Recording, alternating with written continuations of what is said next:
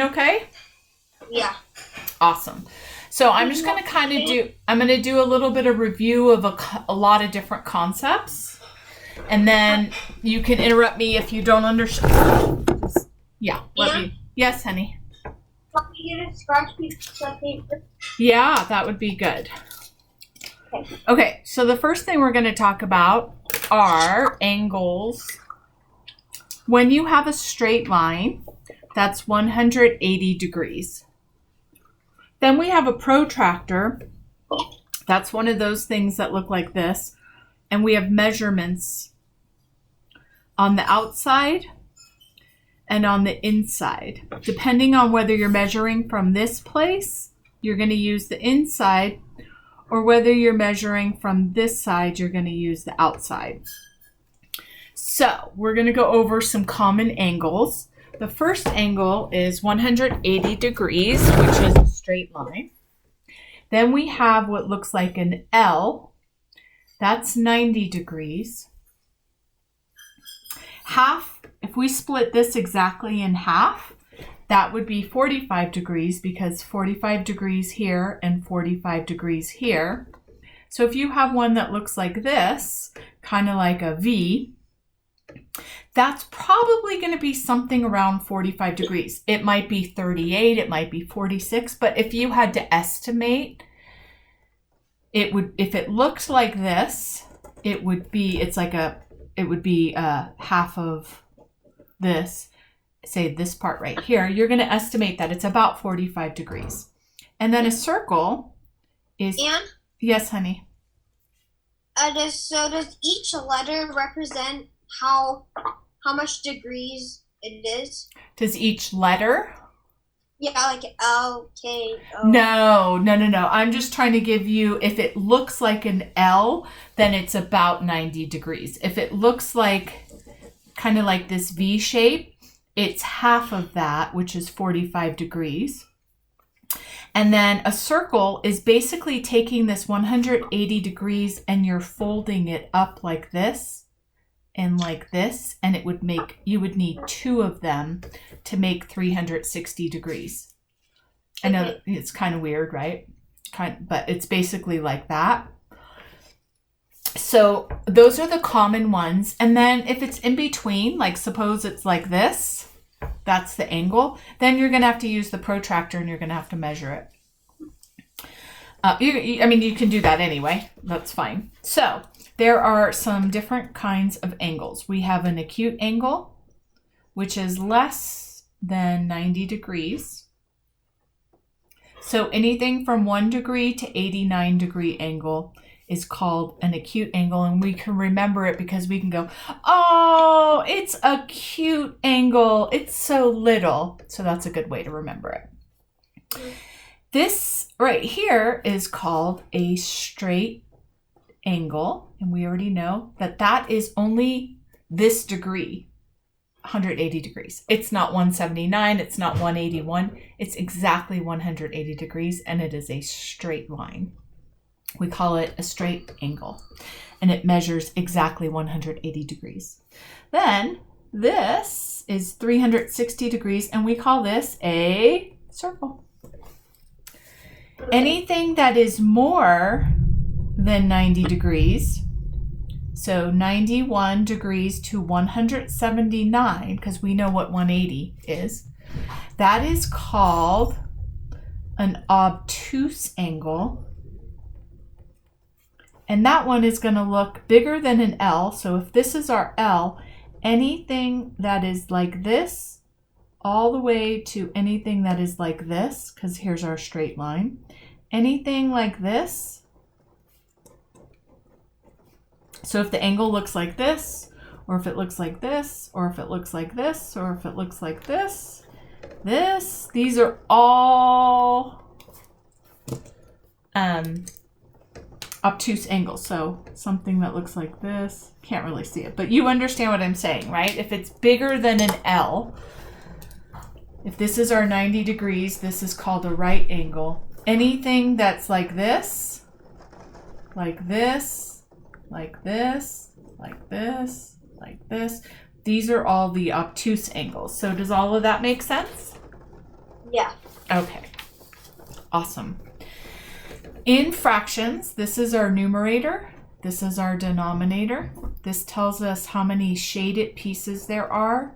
This tells us how many total pieces there are. So if you had 3/4, that means we have a shape and it's divided into 4 pieces. That's the total. And then 3 of those pieces are shaded. To add a fraction, we're going to do 1/5 plus 1/5. If the denominators are the same, then we are just going to add the numerators and keep the denominator the same. Remember that?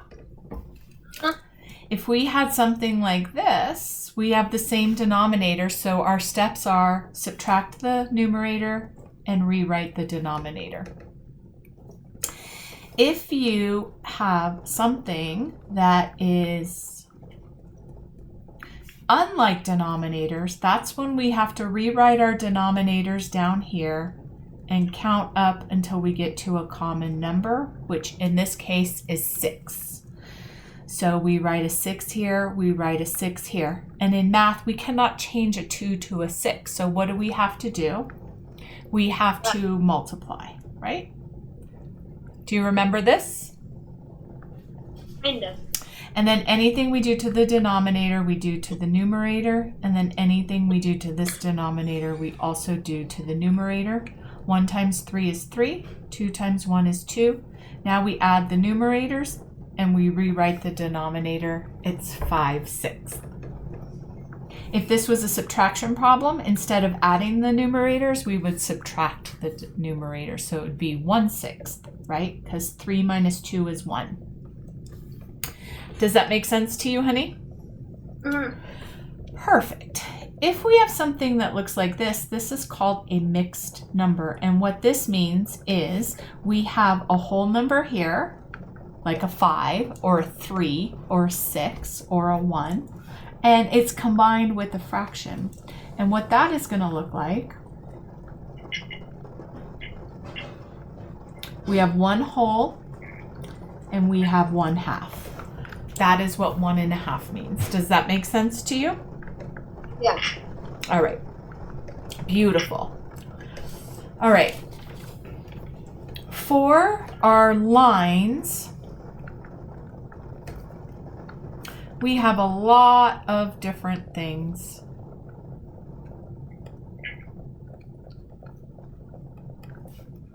So, this is called a point. It is just a dot.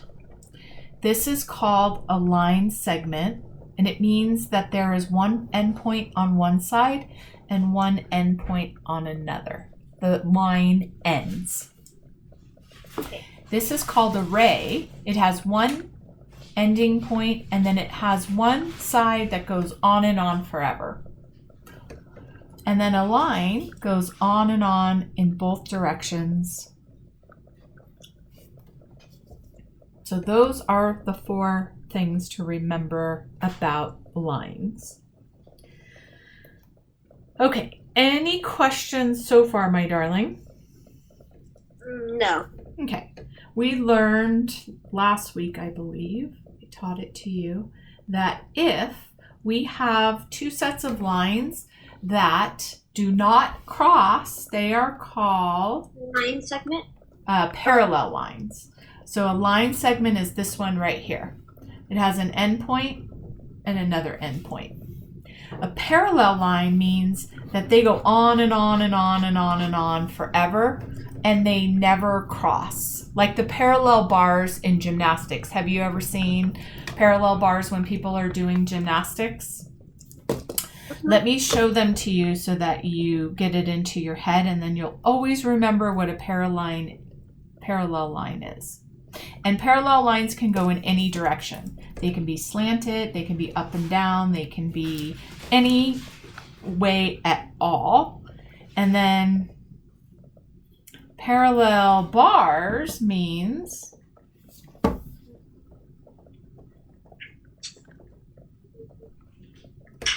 these things that maybe if you've seen somebody doing gymnastics, they are lines that go like this, and you put one hand here and you put one hand here and you swing back and forth. Have you ever seen anybody do that? You might have it on your playground.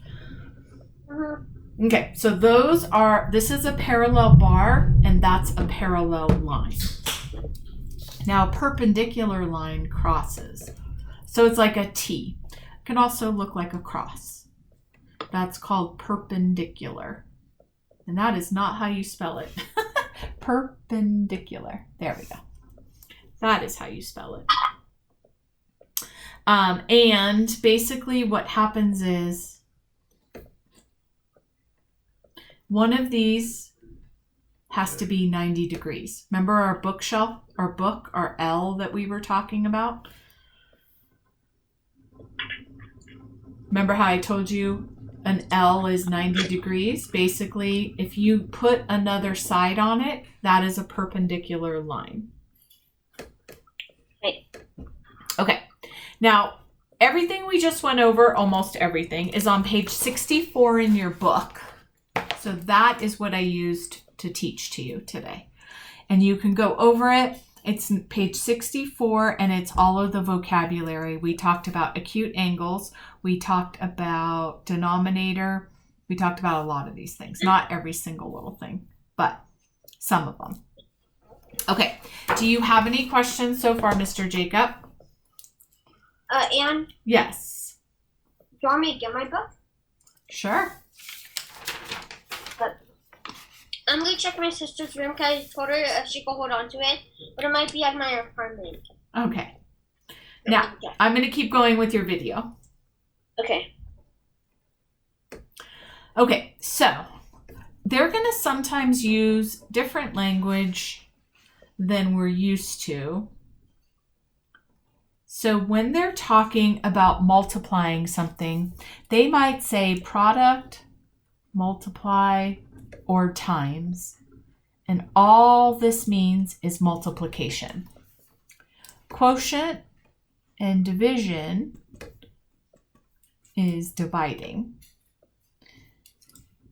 And then sum, S-U-M, it means addition. And then the word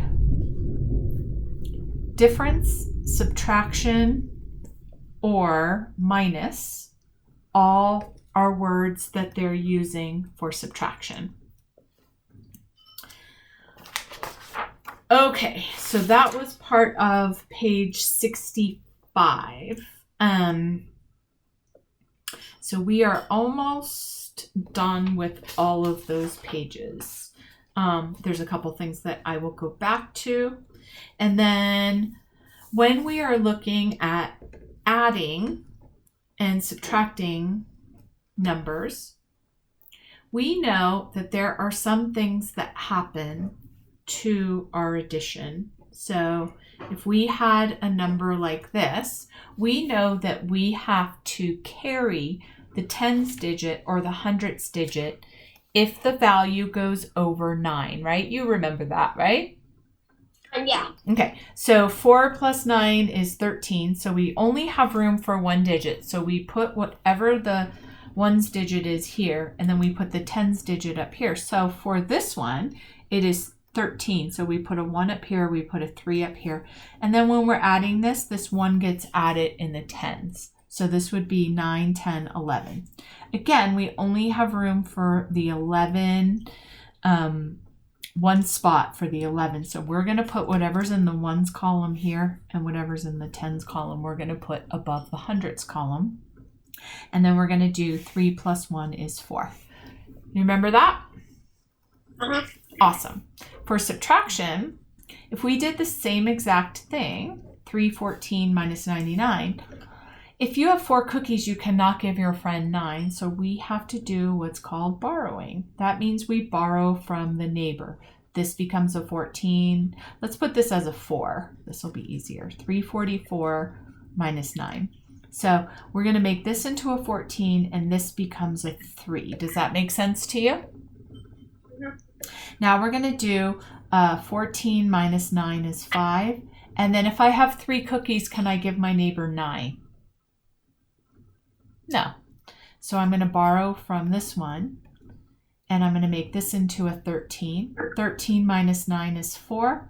And then 2 minus 0 is 2. That all makes sense to you, yeah? Beautiful. Okay.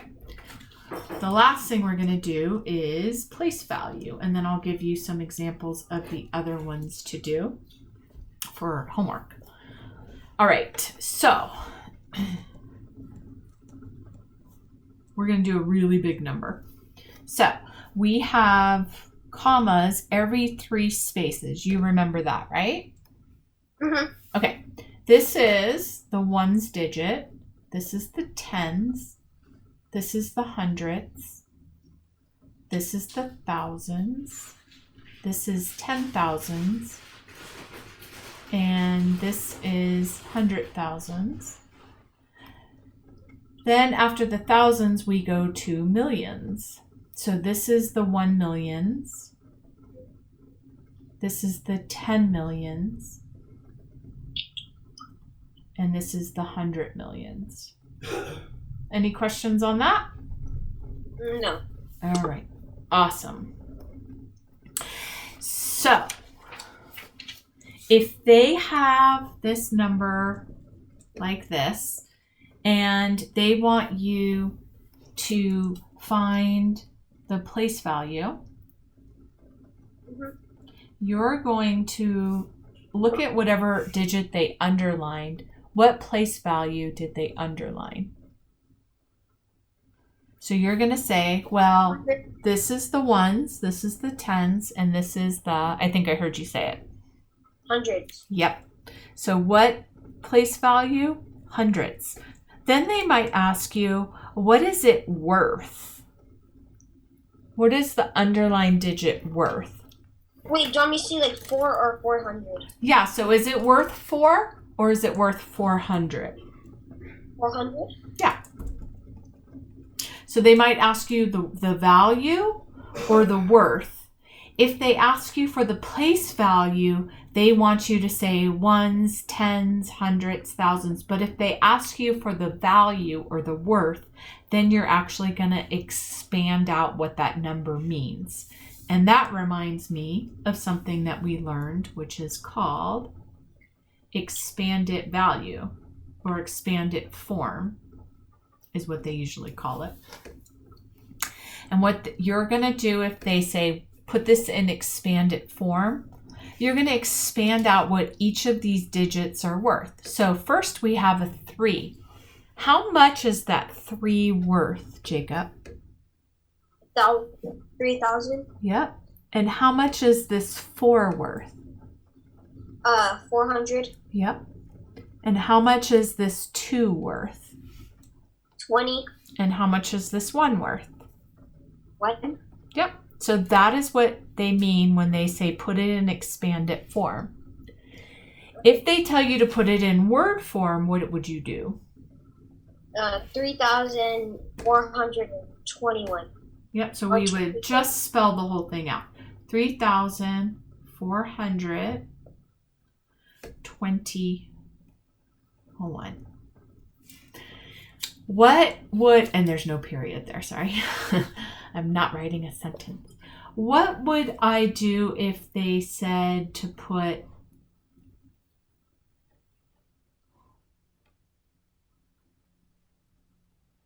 this into standard form? Do you remember that? No. Standard form, just think of as that's how we regularly write numbers. Just regular, plain old numbers. Okay. That's how you can remember it. 3,272. Yep. So, 3,272. We just write it just plain old. They call it standard form. We call it a plain old number. Like I just go, hey, Jacob, that's a number. That's what they mean when they say put it in standard form. Okay. Does that make sense? Mm-hmm. All right. I'm going to go over multiplication facts with you. So we're just going to go through and group a few of these. What is my strategy for times 0? If I had something like 8 times 0, what is the answer? 8 times 0 is 0. Anything times 0 equals 0. What about times 1? What would 8 times 1 be? 8. Yep. 8. Anything times 1 equals itself. So if you have 1,000,000 times 1, it equals 1,000,000. Just whatever the number is, that is what we're talking about. How about times 2? If I had 8 times 2, how would I figure that out? 16. Yep. So it's the same as 8 plus 8. 7 times 2 is the same as 7 plus 7. 10 times 2 is the same as 10 plus 10. So it's that number added to itself. Does that make sense to you? Yeah. All right. Times 10. So if I had 7 times 10, how would I figure that out? 80 or 80, but you can figure it out kind of like just if you have 8 times 10. Wait, 7 times 10? 7 times 10. 70. Yeah. But you'll do 7 times 10. It's kind of hard to explain, but like. I'll explain it then, because it's pretty easy for me to explain. You take the number that you're multiplying by 10, and you rewrite it, and you put a 0 in the back. That's it. So if I said, what is 800 times 10? You would rewrite the 800, and then you'd put a 0 at the back. Okay. Make sense? Mm-hmm. Awesome. All right. Times 11. 5 times 11, 6 times 11, 4 times 11, 3 times 11, 2 times 11, 7 times 11, 8 times 11, 9 times 11. We would use the same exact strategy. The strategy is write the number 2 times. So 5 times 11, we take the number that we're multiplying by 11 and we write it 2 times. Easy, right? Now, it only works for 1 times 11, 2 times 11, 3 times 11, 4 times 11, 5, 6, 7, 8, 9, and then the strategy stops. It doesn't work anymore. But that's kind of a lot. So that's a good strategy to remember. Okay. Now, we have times 0, times 1, times 2, times 10, times 11. Those are the easy ones, which I love. The other ones are a little trickier, but I think you're starting to get them. So let's just go over all of them. Times 3, we're going to do 3 times 1, 3 times 2, 3 times 3, 3 times 4, 3 times 5, 3 times 6, 3 times 7, 3 times 8. I'm only going to go up to 8 because I have a 9 strategy. And we already know a 10 strategy is you take the number and you put a 0. We already have a 1 strategy. We already have a 2 strategy. So we don't need to worry about those. These are the ones that we need to figure out a strategy for. So what is 3 times 3, Jacob? Oh, that's 9. Yeah, so we're just basically going to count by 3s. 3 plus 3 plus 3. 3 plus 3 is 6, plus 3 more is 9. How about 3 times 4? Wait, what? 3 times 4. I can't hear you sliding out. 3 times 4. 3 times 4 is 12. Yep, and 3 times 5? 15. 3 times 6? 18? Yeah, you're just going to count up 6 plus 6 plus 6. 6 plus 6 is 12, plus 6 more is 18. How about 3 times 7? 24. 21. 7 plus 7 plus 7 is our strategy. I know 7 plus 7 is 14, and 14 plus 7 is 21. And then for 3 times 8, we're going to do 8 plus 8 plus 8. So 24. 8 plus 8 is 16, plus 8 more is 24. Yep. Okay. Times 4. So we have 4 times 3, 4 times 4, 4 times 5, 4 times 6, 4 times 7, 4 times 8. So 4 times 3 is? 12. 4 times 4? 18? 16. Yeah. So basically for times 4, you're going to double the number and then double it again. So for this one, 3 doubled is 6, and then you're going to double 6. For this Okay. one, 4 doubled is 8 and 8 doubled is 16. This one you're going to do 5 doubled is 10, 10 doubled is 20, 6 doubled is 12, and then what's 12 plus 12? 12 plus 12 is, wait, 120? No, 12 plus 12 is 24. Oh, I thought you said 12 times 12. Ah. And then 7 times 4, we're going to take 7 and we're going to double it. And then what's 14 doubled? Or 14 plus 14? 14 plus 14 is 28. Yep. I mean, 28. Yep. And then this one, 8 doubled is 16. And then 16 doubled is 32. okay. So what it basically is doing is this. 6 plus 6 is 12. Carry the 1. 1, 2, 3. So that's the strategy for all of those. All right. Now we have ones to memorize that I think are pretty fun. What is 5 times 5? Wait.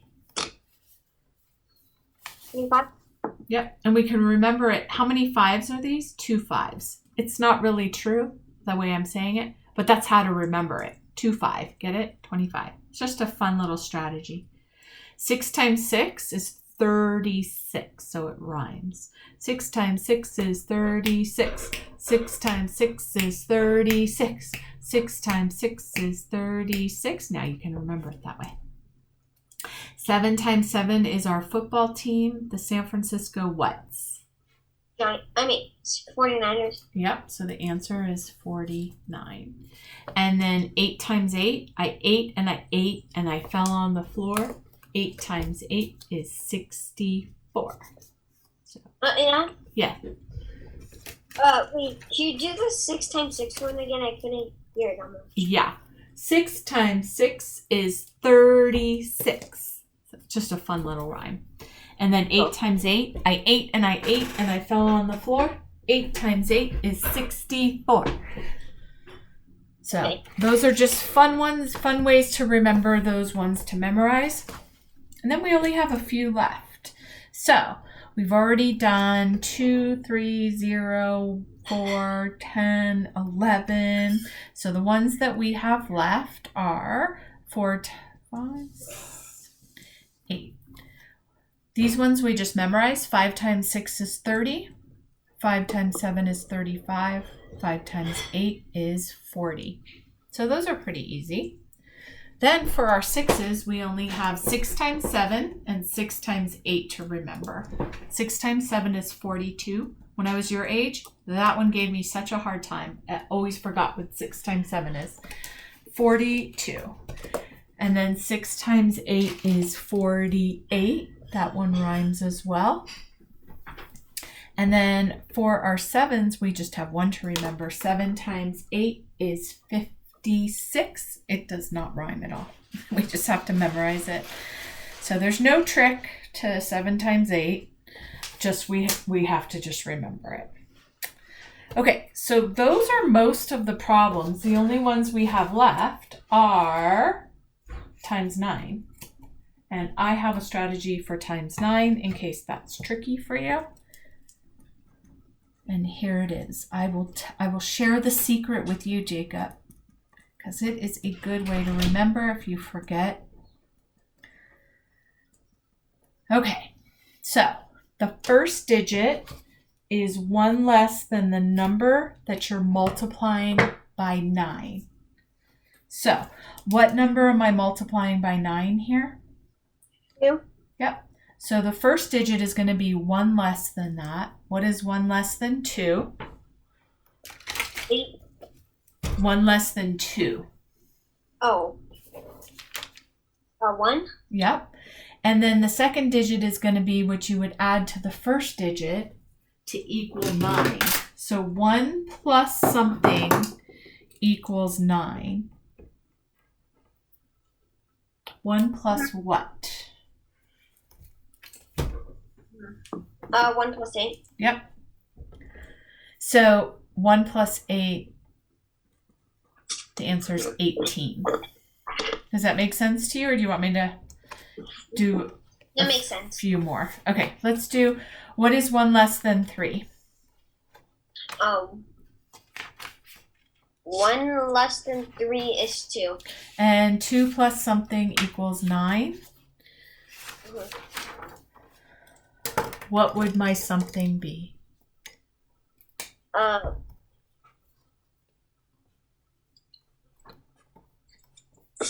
2 Would it plus be- 7, right? Mhm. So the answer is 27. What is 1 less than 4?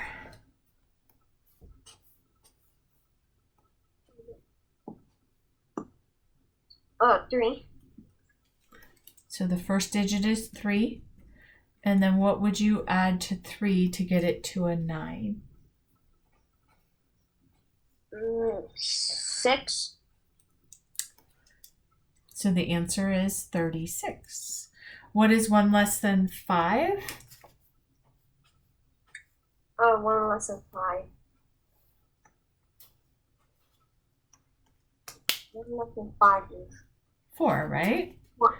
4 plus something equals 9.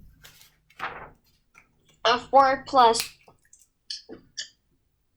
5. So the answer is 45.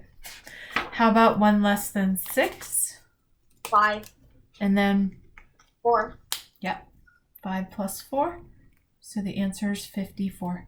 How about the next one? 6 and 3. So 63. That's it. Next one. 7 and 2. That's it. And then 7. Wait. 7 and 2 is 72. Yep. And then 8 plus 1 equals 81. That's right. Then that is all the whole multiplication facts except for 12.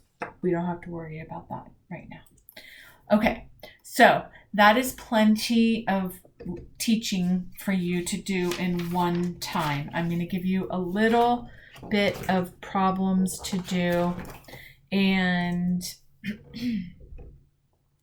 you can tell me what this is. What is this called? A dot? It is.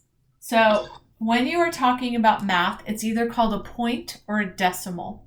Since I don't have any numbers around it, do you think I'm talking about a decimal or a point? No, a point. It is a point. That is right. And then what about this shape right here? What is this called? So take a guess. A line? This is a line. A line is the one that has 2 arrows because it goes on and on and on. Is the second one after the point a line segment? No. So I think about it like this. Ray goes in one direction, like the name Ray, like a person. He goes in one direction. So you see, he starts here and he goes just in one direction. This one is called a line segment. And the way I remember that is technically this line has 2 of these in here like this, but we know that a line has 2 arrows. So this one is just this piece of the line segment. Just a fun way to remember it. Okay, any questions about that? No. What is this one called in a fraction? 1/4. Yes, and what is the 1 called? The numerator. Good. And what is this 4 called? The numerator and the I can't remember. Denominator. And what does this 1 stand for? What does it mean? Like it's 1 cookie out of 4. Yep. So it's the shaded part or whatever they're asking. And then what is this for? What does that mean? The total. Or Yes, no. the total. What is the answer to this? 1/4 plus 1/4. 2/4. Yeah, so we just add the numerators and then we rewrite the denominator. How about this one? What is the answer? 1.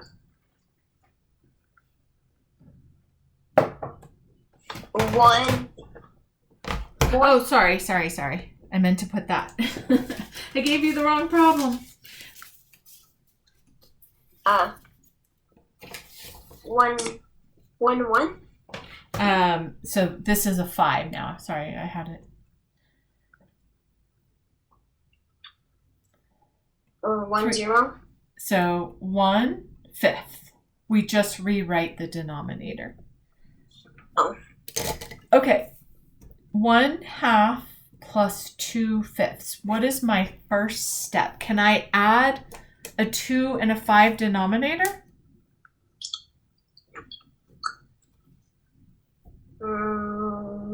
Yeah. No. I have to do something to it. Do you remember what I have to do? Add it by 3. I have to count by the denominators. So I take the denominators like this and I count up by 2s and I count up by 10 until I get to a common number. 2, 4, 6, 8, 10, 5, 10. Do I have a common number?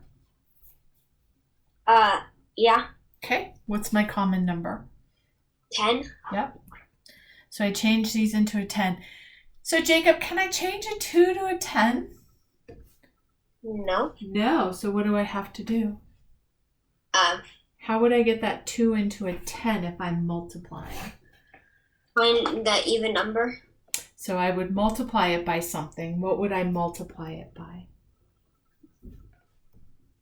2 times 5. Yeah. And then anything I do to the denominator, I do to the Numerator. Yeah. So what would I do there? 1 times 5, right? And what is 1 times 5? 5. Yeah. So this 1/2 becomes 5/10. What would I do to the bottom? I can't just change this 5 to a 10. So what do I have to do?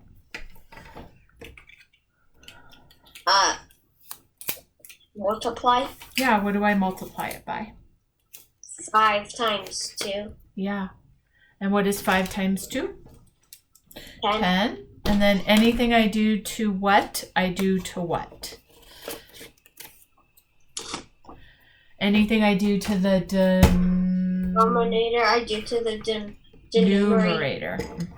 So if I multiply this by 2, I have to multiply this by 2. 2 times 2 is? 4. Now what do? I have the same denominator. So what do I get to do to the numerators? Can I just add them now? Yeah. Yeah. So what would my answer be?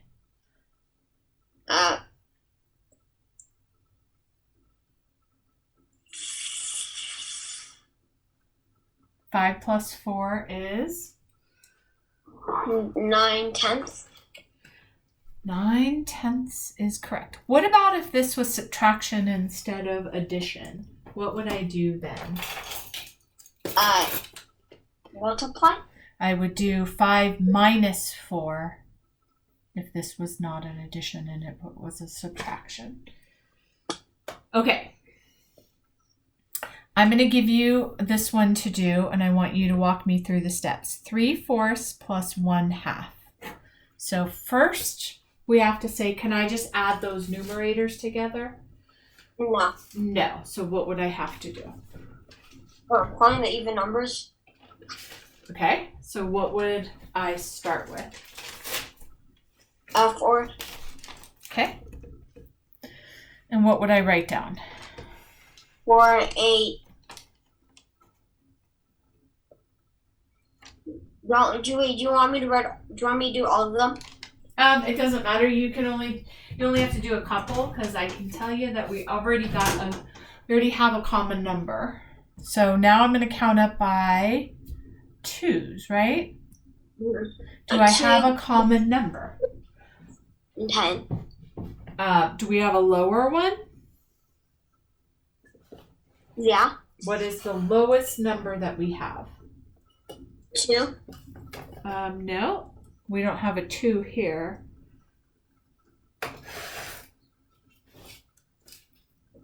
What's my lowest number? 4, 8, 2, 4. 4. So now I change this to a 4 and I change this to a 4. This is already a 4, so you just multiply it times 1. Anything I do to the denominator, I do to the numerator. And then what about this one?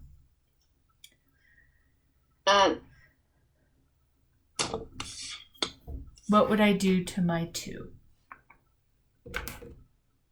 Add it. No.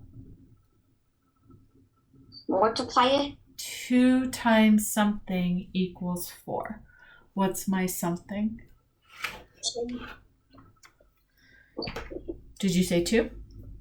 Okay, and now what's my next step? Add it. Nope. Anything I do to The denominator, I do to the numerator. and then 2 times 1 is 2. Now what's my last step? So now I have the same denominator. What Add them. Okay, so what would it be?